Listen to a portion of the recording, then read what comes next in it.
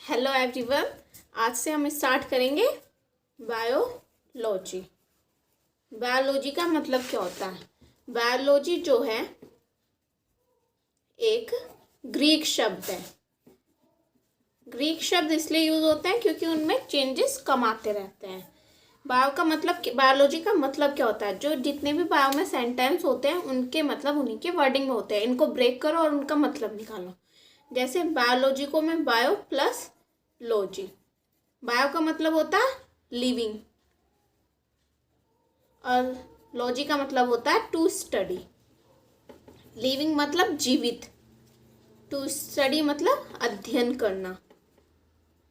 अध्ययन करना तो बायो का मतलब हो गया जीवित जीवों का अध्ययन करना। क्या कहलाता है? हमारा बायोलॉजी कहलाता है। जो बायोलॉजी की टर्म थी, यानी कि इस वर्ड को यूज किसने करा? वे वैज्ञानिक थे लैमार्क एंड ट्रेविसन ने। ट्रेविसन ने 1802 में इन बायोलॉजी वर्ड का यूज किया। बायोलॉजी हमने यहाँ पढ़ा लिविंग। लिविंग का मतलब क्या होता है?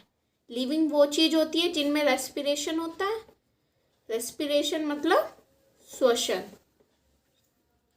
श्वसन का मतलब हो गया जिनमें गैसों का विनिमय होता है, यानी कि exchange of CO2 and O2। जिनमें ग्रोथ हो वो लिविंग वस्तु कहलाएगी, यानी कि ग्रोथ मीन्स वृद्धि, जो अपने साइज में बढ़ते रहे, साइज में या आकार में बढ़ते रहे। या जिनमें डाइजेशन हो। डाइजेशन का मतलब हो गया पाचन, मतलब जिनमें जो भी उन्होंने खाना खाया वो उनका पाचन करे।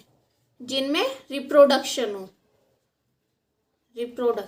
रिप्रोडक्शन का मतलब वो अपने जैसी संतानें उत्पन्न कर सके, यानी कि जनन कर सके। या एक्सक्रीशन का मतलब होता है उत्सर्जन। जो भी हमने खाना खाया उसको निकाल भी दे तो वो भी क्या कहलाएगा? हमारा एक्सक्रीशन। ये सारी चीजें मिलकर क्या बनाती हैं? एक लिविंग ऑर्गेनिज्म बनाती हैं। लिविंग ऑर्गेनिज्म यानी कि एक लिविंग जंतु बनाती है। बायोलॉजी को हम बेसिकली दो भागों में डिवाइड करते हैं, बॉटनी, सेकेंड है हमारा जूलॉजी। लेकिन जो आजकल के कंपटीशन में है उसमें माइक्रोबायोलॉजी से भी काफी क्वेश्चन आते हैं। माइक्रोबायोलॉजी। बॉटनी क्या है? जिनमें हम पादप, बॉटनी का मतलब होता है पादप, जिनमें हम जैसे पेड़ पौधों का अध्ययन करें उन्हें क्या कहेंगे? हम बॉटनी में यूज करेंगे। जूलॉजी यानी कि जू का मतलब होता है जानवर, जू में जानवर देखेंगे। लॉजी मीन्स स्टडी, अध्ययन करना। जानवरों का अध्ययन करना क्या कहलाता है? जूलॉजी। माइक्रोबायोलॉजी, माइक्रो यानी कि छोटे छोटे जीव, जो छोटे जीव हैं। छोटे जीव को क्या कहेंगे? हम माइक्रोबायोलॉजी कहेंगे। फिर माइक्रोबायोलॉजी के फादर, जो बायोलॉजी के फादर थे वो थे हमारे एरिस्टोटल, यानी कि अरस्तु भी कहते हैं। जो हमारे बायोलॉजी के फादर थे वही हमारे जूलॉजी के फादर थे, अरस्तु ही थे। क्योंकि उस टाइम तक बॉटनी और जो बायोलॉजी थी वही जूलॉजी कहलाती थी। मतलब कि ये बायो में ही जूलॉजी आती थी। इन दोनों चीज़ों को अलग अलग डिफ्रेंशिएट नहीं किया गया था। पूरी बायो को एक ही मानते थे, तो इसलिए अरस्तु ने सबसे ज़्यादा अध्ययन करा जूलॉजी वाले पार्ट पे, तो इसलिए इन्हें फादर ऑफ बायोलॉजी भी कहते हैं और फादर ऑफ जूलॉजी भी कहते हैं। इनकी बुक थी द हिस्टोरिया ऑफ एनिमेलिया। और बॉटनी में पादप की स्टडी करते हैं। इसके फादर कौन थे? फादर ऑफ बॉटनी कौन थे? थियोफेस्ट्रस। इन्होंने भी एक बुक लिखी, उस बुक का नाम था हिस्टोरिया ऑफ प्लांटेरम।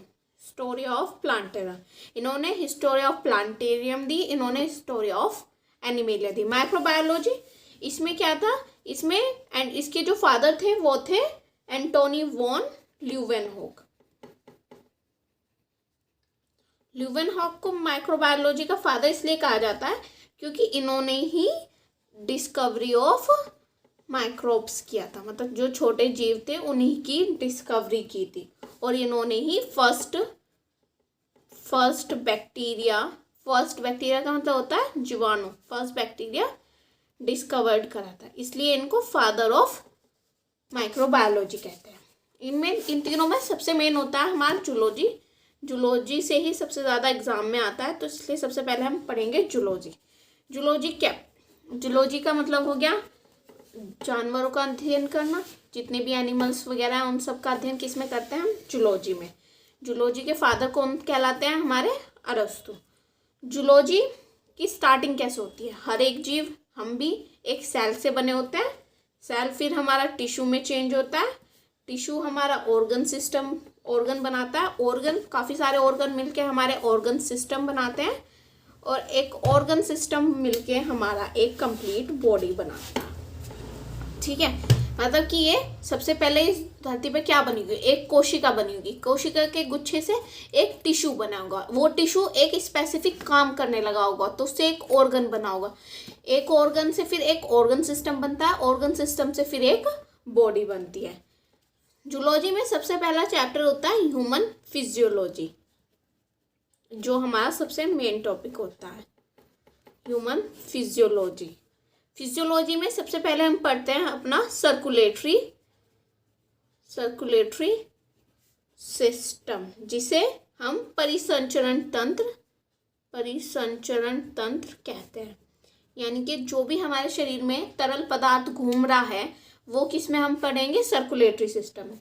इसमें हमें 3 टॉपिक पढ़ने हैं, ब्लड पढ़ना है, खून जिसे कहते हैं, हार्ट पढ़ना है, हमारा हृदय कैसे काम करता है, कि ब्लड को पूरे शरीर में, हमारा हार्ट ही तो पंप करता है, वो कैसे वर्क करता है, और हमारी ब्लड वेसल कि मतलब कौन सी वाहिकाएं या जिन्हें हम नसें वगैरह कहते हैं वो कैसे वर्क करती है।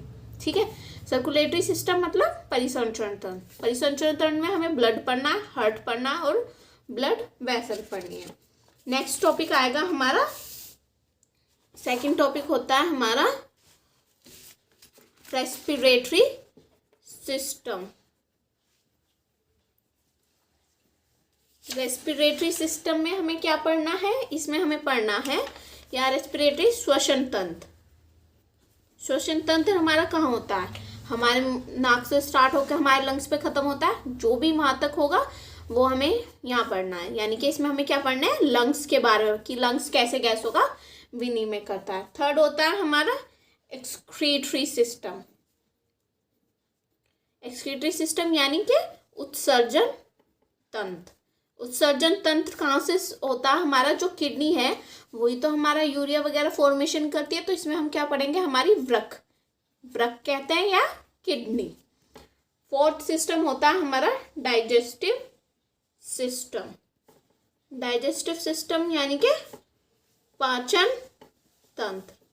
तंत्र में हम क्या पढ़ेंगे, हम अपने माउथ से लेके माउथ टू एनस तक जो भी हमारा आता है, माउथ, फेरिंग्स, वो स्मॉल इंटेस्टाइन, लार्ज इंटेस्टाइन, ये सब इसमें हम ये पढ़ेंगे कि डाइजेस्टिव ग्लैंड जितनी भी होगी वो सब हम किस में पढ़ेंगे, अपने डाइजेस्टिव सिस्टम में। नंबर 5 आता है हमारा स्केलेटल सिस्टम यानी कि स्केलेटल सिस्टम, जिसमें हम पढ़ेंगे अपनी बोन्स के बारे में, अपनी हड्डियों के बारे में, कि हमारी हड्डियां कैसे वर्क करती हैं, मतलब हमारा शरीर कैसे बना है, हड्डी कौन सी हड्डी को क्या कहता है, कौन सी बड़ी कौन सी छोटी, कैसे कैसे वो जुड़ी रहती है एक दूसरे से, ये सब। 6 सिस्टम आता है हमारा मस्कुलर सिस्टम, मांसपेशियां जिसे हम कहते हैं, मांसपेशियां। इसमें हम क्या पढ़ेंगे, मसल्स के बारे में, कि मसल हमारी, जैसे हम हैंड को ऐसे ऐसे मूव करते हैं तो ये हमारी मसल्स के थ्रू होता है, तो हमारी कौन सी मसल एक्टिव होती है, कौन सा हार्मोन सिक्रीट होता है, क्या क्या मैकेनिज्म होती है। नेक्स्ट सिस्टम आता है हमारा नर्वस सिस्टम को हम क्या कहेंगे, तंत्रिका तंत्र मतलब हमारा जो जितना भी माइंड वाला हिस्सा है, ब्रेन का, जो भी हमारे अंदर, हम बिना सोचे भी हमारे शरीर के अंदर काम होते रहते हैं, जैसे हमारा डाइजेशन अपने आप होता है, हम ये नहीं है कि हमें स्टार्ट करना है या रोकना है, जो भी हमारा माइंड कमांड करता है, हमारी बॉडी का जो भी पूरा कमांड सिस्टम है वो सारा ब्रेन के पास है, वो कैसे वर्क करता है, इसमें हम ये पढ़ेंगे। नेक्स्ट सिस्टम पढ़ेंगे हम रिप्रोडक्टिव सिस्टम। रिप्रोडक्टिव सिस्टम में यानी कि जनन तंत्र की रिप्रोडक्शन कैसे होता है, इसमें हम पढ़ेंगे मेल रिप्रोडक्टिव सिस्टम यानी कि नर जनन तंत्र, स्पर्म कैसे बनते हैं, वो कैसे बाहर निकलते हैं, ये सब, और फीमेल रिप्रोडक्टिव सिस्टम यानी कि मादा जनन तंत्र। ठीक है, यहाँ तक हम पढ़ेंगे। अब हम सबसे पहला टॉपिक स्टार्ट करेंगे सर्कुलेटरी सिस्टम यानी कि परिसंचरण तंत्र। ठीक है, आगे इससे आगे हम नेक्स्ट क्लास में शुरू करेंगे। ठीक है।